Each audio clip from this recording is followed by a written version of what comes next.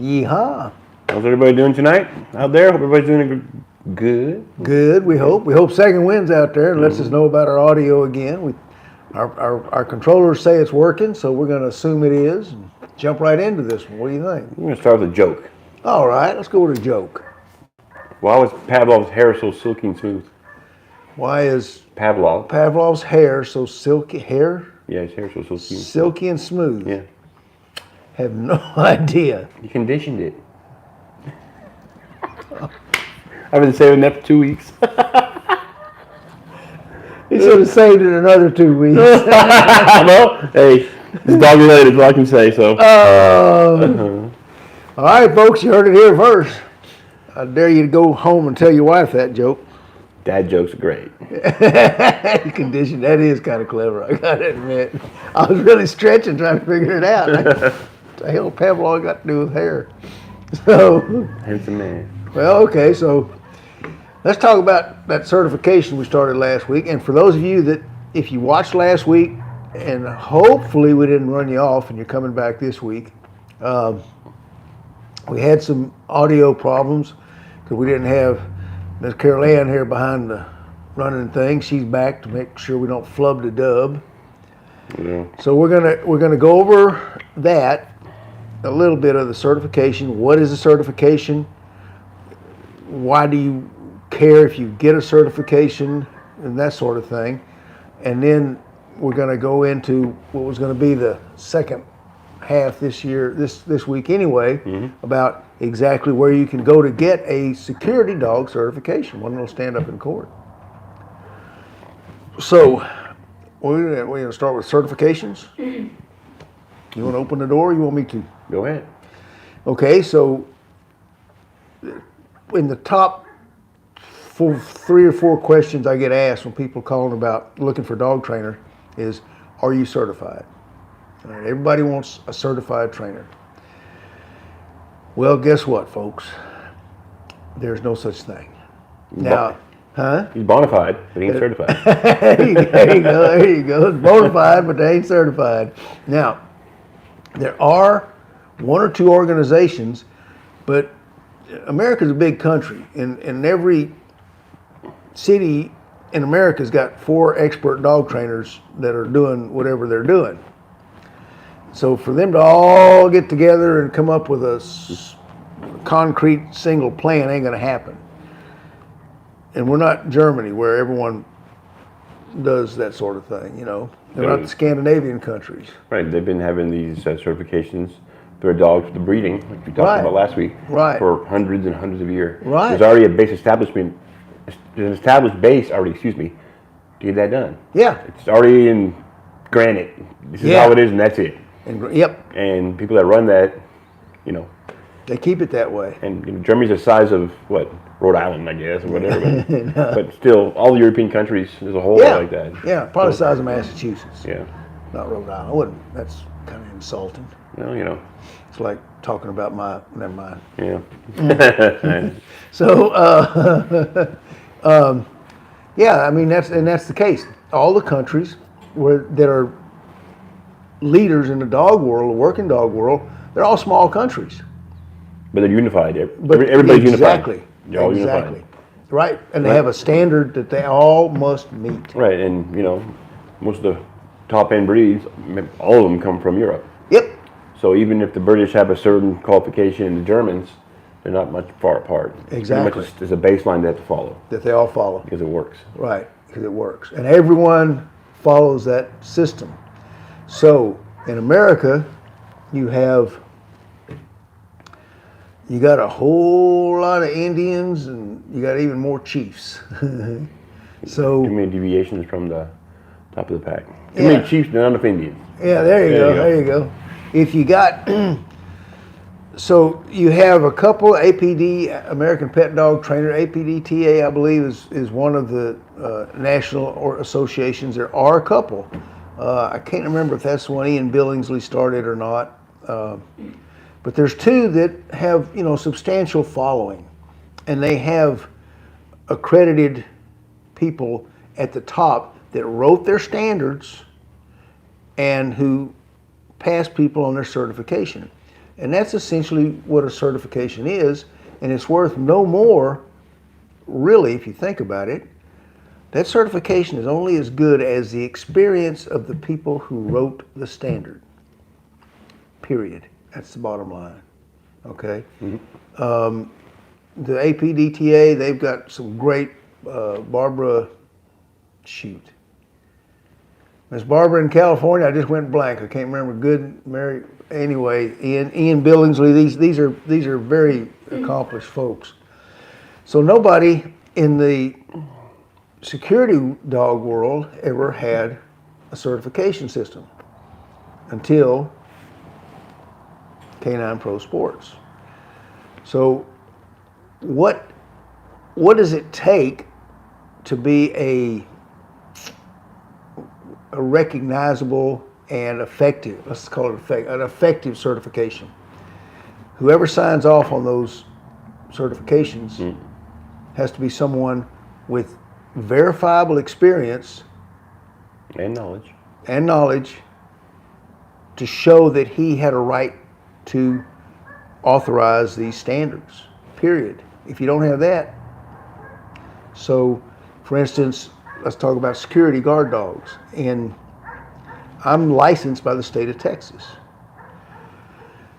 As best I know, and there's 50 states, so I haven't been to all, well, I have been to most all of them, but Texas started it, and then California followed, and I believe Tennessee are the 3 states that did require security licenses for guard dogs. I don't know what the standards are in California or Tennessee, but here I know that before you can even go in and take the test, you have to be able to prove that you have 2 years of verifiable experience.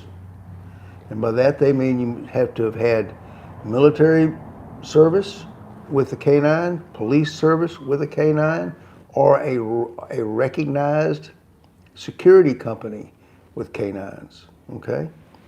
So once you've proven and shown your experience, then you go about getting your license and you carry on. So there's where I get my basic proof of ability, okay? So once you have that, then you must have, for a certification that's going to stand up in court anyway, you have to have written standards. You can't just say, well, this week we're going to do yada, yada, yada, and next week we're going to do yoda, yoda, yoda. You need something that everyone can see, including a judge in a lawsuit. We have situations I mentioned last week. Terry Byrne, hey Terry, if you're listening these days, was moving into somewhere in Florida, and Terry's got Dobermans, and he mentioned he had dogs, but apparently the breed didn't come up, and he moved in, and then someone said, oh my God, you got a Doberman Pinscher, And he used his certification from Canine Pro Sports. He submitted that to the lady who runs the apartment buildings. She submitted it to the insurance company, and he was welcome to come in. So these are the things that these certifications can get for you. Of course, whoever signs off on these certifications has got to go to court with you if there's a problem. And I've personally been to a couple of court cases about dog bites. So that's what a certification is. Right. Now there's groups of people that have their own associations all over this country. And there are undoubtedly some of them that are real quality certification systems where the dog, is going to do what that person says it's going to do. One that always comes to mind as far as street protection dogs is a guy in Chicago named Gypsy Stratton. Mel, I forgot your last name. Probably one of the greatest trainers I ever knew was also out of Chicago. His son called me not too long ago. But, and I'm sure if you if you go to the East Coast, you'll find some really good trainers who have a standard that's written and a certification system, and the same to the West Coast. The difference between what they're doing, what we did in pro sports, was we ended up going literally around the world. You know, we've got recognized, certified security dogs teams in multiple countries.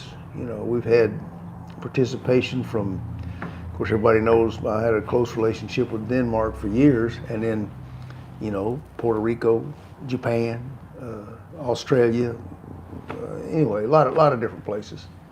So we have recognition in the pro sports standard. So we are going to, if you're interested, and you let me talk too much here, I'm getting dry. You got something to say? Nope. Nothing? Not right now. I'm good. Not even another joke? I ain't doing that again. So, this is, you see this 1990, I get a lot of people ask me, how long have you been doing this? Well, I've been doing this for a long time before I got this, but this is, that's the forerunner of Canine Pro Sports. It's a trial we put on in Mexico. It is, for all intents and services, the birth date of Canine Pro Sports.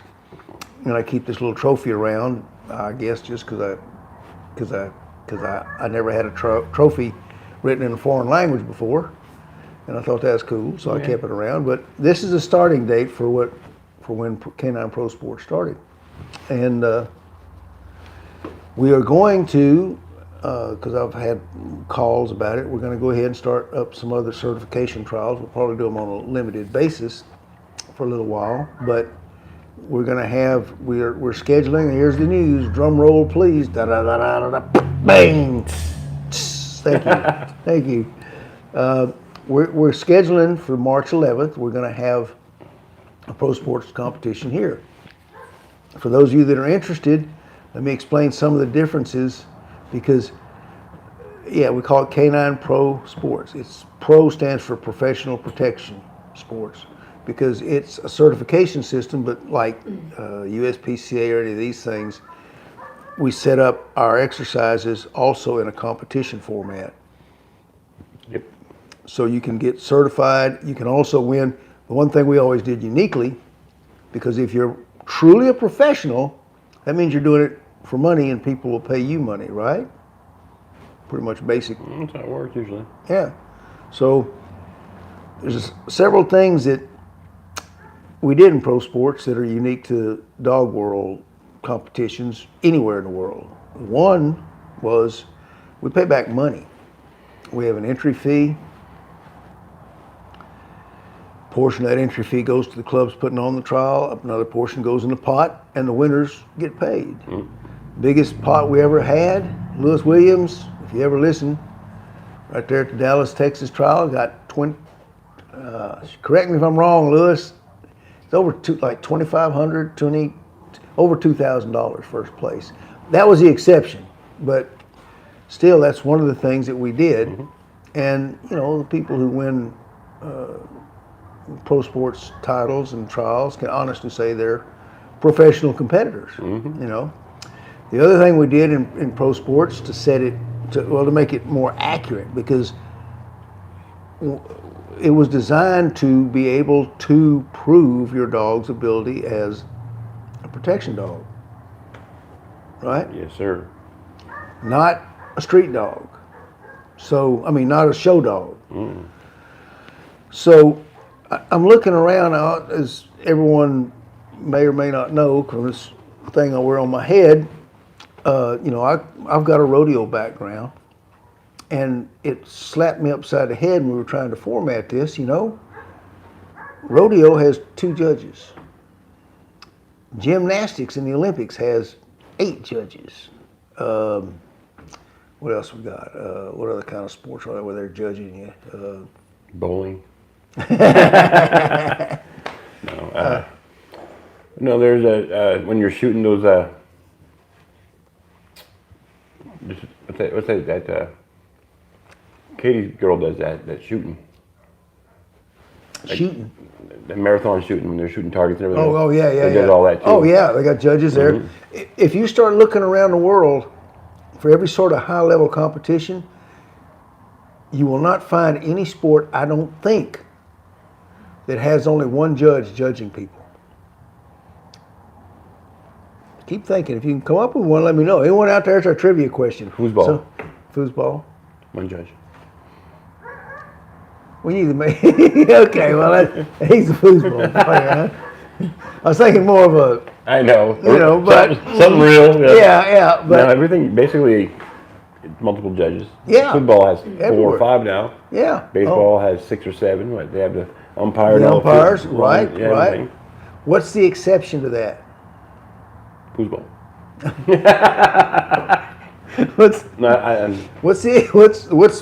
What's one of the biggest competition formats in the world that's practiced around the world that doesn't have multiple judges on every field for every event? Soccer? No, they have like 5. I don't know which. Hunting. Woof, woof. I don't get it. You just like the way I bark. I know what you want. So The dog world. So Schützen, French ring. Oh, yeah, the dog world. That's what I'm saying. Yeah, all of them. One guy. Yeah, one guy. AKC, obedience, agility, one person. Huh. In rodeo, that's what we call the brother-in-law system. I get it. You know? Well, I drawed up a pretty good bull up here in Amarillo. I don't know who that judge is, but right up the road in Albuquerque, my brother-in-law is judging there, and there's only one judge. Where you reckon I'm going to spend my money? I'm going to Albuquerque. I'm going to let my brother-in-law tell me who's the best bull rider.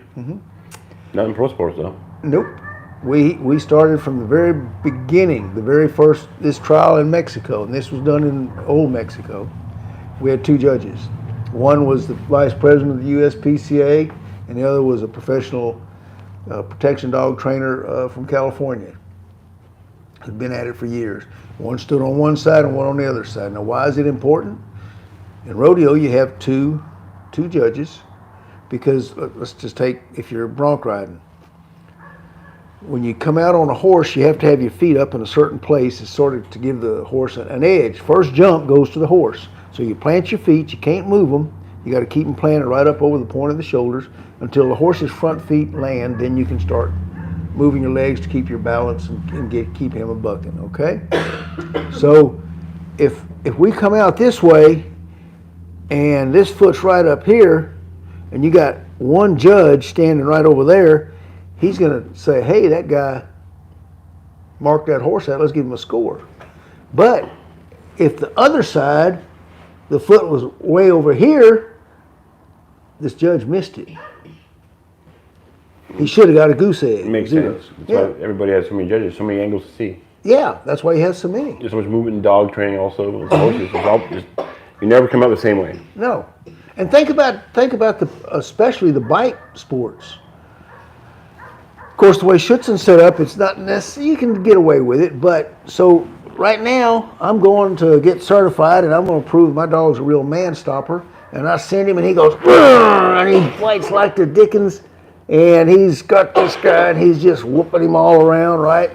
And my brother-in-law is judging, and he's right over there, and he goes, wow, look at that full mouth bite. Ain't that beautiful, you know? But if you was on the other side, you'd see he just barely got it with the side of one canine. Yeah. So, multiple angles. Yeah. Fast moving too. Right, very fast moving. So, in pro sports, we always have 2 judges. Now you can do a local show with 1 judge. We don't. Well, that's getting into serious stuff. But the purpose of the whole thing is that certification. So you can go to a trial, you can win a trophy, you can win money, but as my dear friend and world-class dog trainer Thomas Raven from Denmark used to say, if you don't get certified, why are you going? Your dog has failed, even if you win the trophy. And you can go to a trial where the competition is not so stiff and win a trophy How many people? Because one of the favorite things in the dog world is for people to go to a trial where there's only one other dog in the show.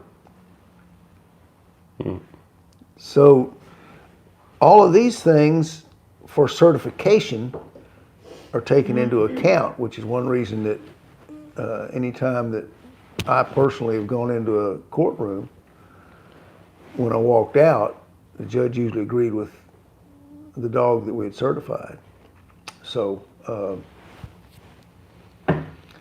there's how that part goes. Right. Now, as for the certification, it's not just bite work. There's street protection dogs, but there's more to it than just. There's different classes. Yep. Different trials you have to do during the weekend. Yep. And it's not all bite work. No, we get, and you have a written score sheet. Yep. You know, it's not this, well, I just ran through it and brother-in-law just come over here and now he's critiquing me. Well, I thought that, you know, this is my brother-in-law and his dog, I know he fell off the bite 3 times, but, you know, I didn't see the first 2, so it don't. Yeah. No, we don't. You have a written score sheet. You have a point value given to your bite, your out, your heel, your down, your stay. There's a point value, and it's all written. And those judges have to mark out that point value. You can be kind of, you know, off the subject, but on the subject, it's like figure skating in the Olympics. You got judges up there, they miss pirouette, no matter who it is. The judges are not local, for one thing. Yep. We fly them in, which has a repertoire of quite a few good judges that we have. And, you know, so it's not a local thing. No. And the sheet's all the same, and they score the sheet evenly. Right. Take points off for the bite, shallow bite, you know. Slow outs. Yeah, but it's all judged the same way. Mm-hmm. It's unilateral. Right. Exactly. And we don't just announce what we think or what the judges thinks. We hand you your score sheet at the end of the trial, which is why we like to say, you know, the judges are everybody's best buddy before the trial. You know, everyone wants to buy them a beer and a cup of coffee, and then after the trial, the judges are hiding. We got to cart them on the helicopter. Yeah, yeah. But again, the way this whole certification was crafted was to reflect real life needs in a dog's training. So you get, I think, in the security dog, we have a security dog division, which is for civilian dogs, and we have a patrol dog division. And there's differences, because there's different things that each one of those dogs have to do in their job. A security dog is just protecting someone that breaks into your house or you personally. A patrol dog has to go out and apprehend somebody who may be hiding in the bushes. So you see, that's the most basic difference right there. And our exercises reflect that. And if you go to it, if you look on the score sheet, 2/3 of all the points are for obedience, not for the bite work. Bite work is 1/3, 2/3 are from obedience for lots and lots of reasons. What do you think about that, Scott? Well, you got a theory on that, I think. Well, you know, that's the biggest thing about that is that people see protection dogs and these dogs doing exercises, but to me, obedience is, well, put it this way. So, say you wash your car, right?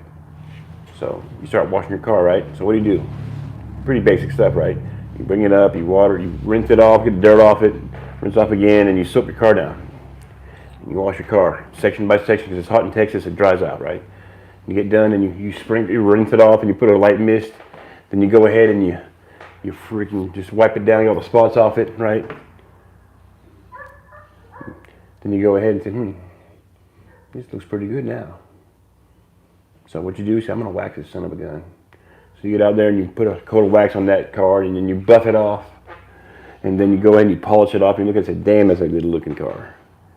Well, basically the wax in the car, the final coat you do, the final coat is the bite work. Everything before that is the obedience. Right. So it's your preparation. Your preparation to get to that point where a dog can bite. Any dog can bite.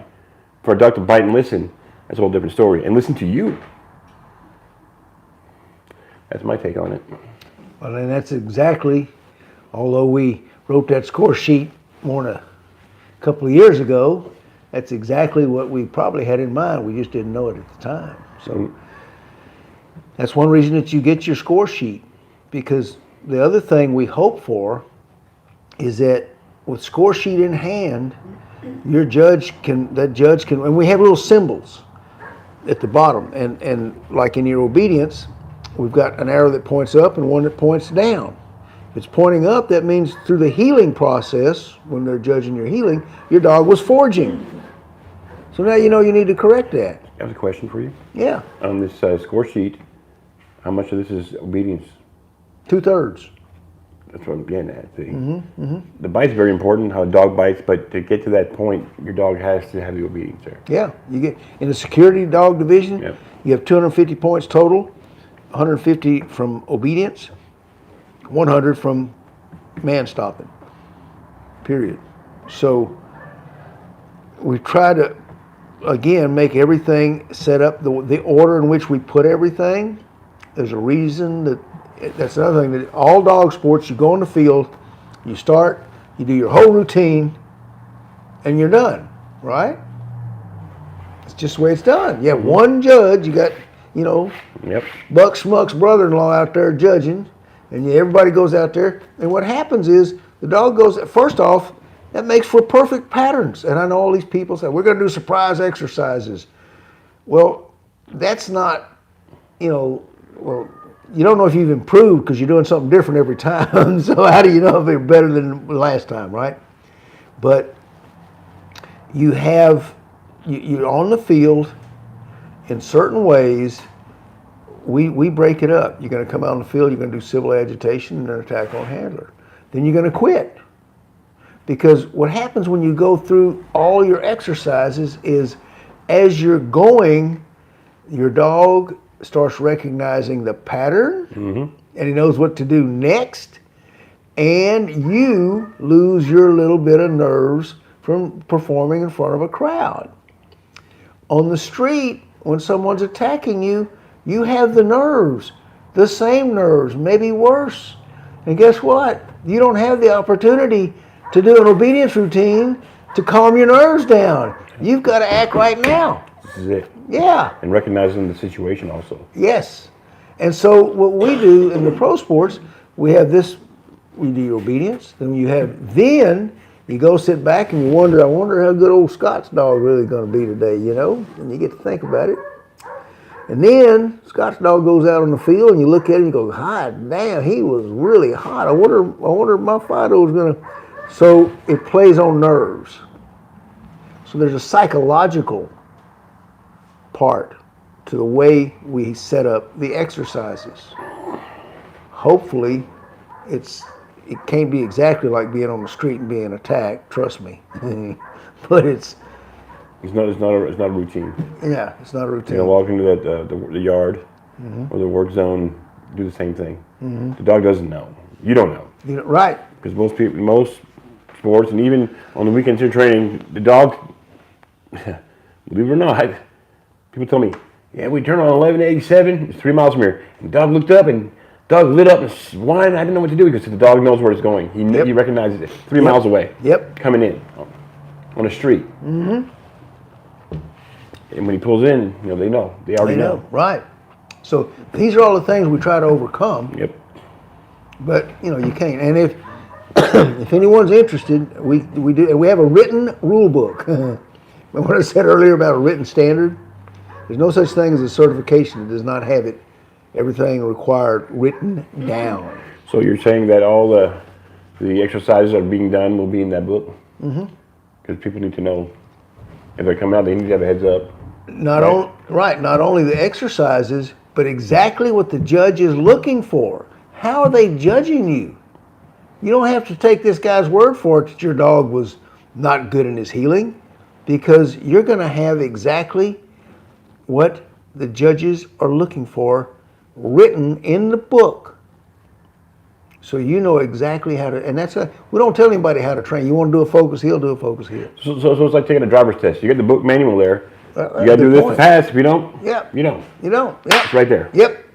It's pure and simple. It's all written out. There you go. Yeah. So And anyone that's, if you're interested, I've got the rule book in a PDF, so we can, I can send it to you. It's got the judging standards. It's got all the exercises. I think it's got all the information you could ever need. And then, if you're interested, we will do trials. Like we did before. If you're sitting in no water Idaho and you want to do a trial and there ain't nobody there, if you give me a call, we'll set up. We can go around different places. We can get you judges that are qualified. You can get me to come up there and I can kind of oversee your first trial till you get the hang of it.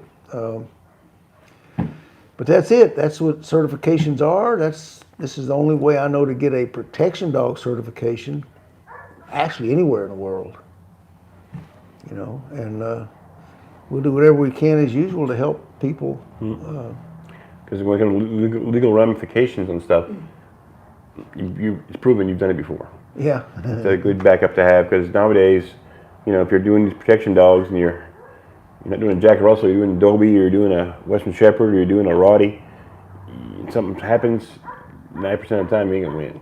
Right. With this right here, it gives you a better chance, and Yep. from what I've heard from Butch, a really good chance. Yep. And you win. Yep. So, with that thought, I guess we'll leave everybody going. And I don't know. What do you think, Scott?